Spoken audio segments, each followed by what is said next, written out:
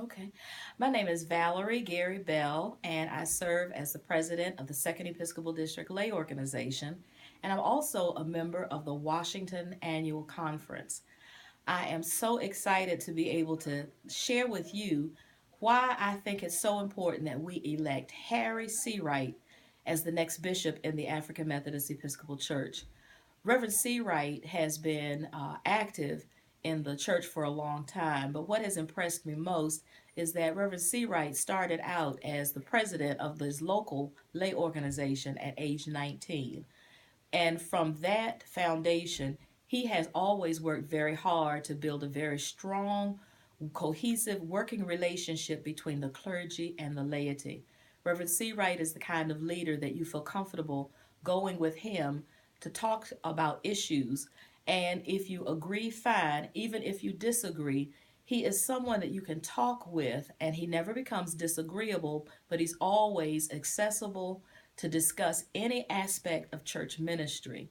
He has been very successful in growing a church out in Brandywine, Maryland, and each component of that church is very, very vital and very active in the life of the church on the local, the conference, and the Episcopal district level.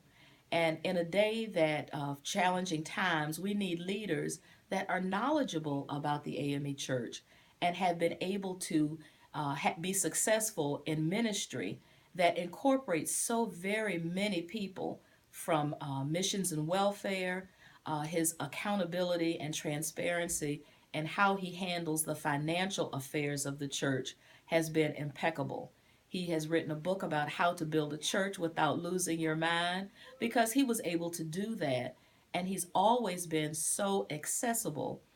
And I'll close in saying that on Tuesday night before 9/11, Reverend Seawright was the evangelist at my local church. We were having a 3 night revival. And he is a man who operates under the spirit of the Holy Ghost. And Reverend Seawright was preaching with so much power that night until he just couldn't stop preaching. And he kept saying, Lord, what is it you're trying to tell your people?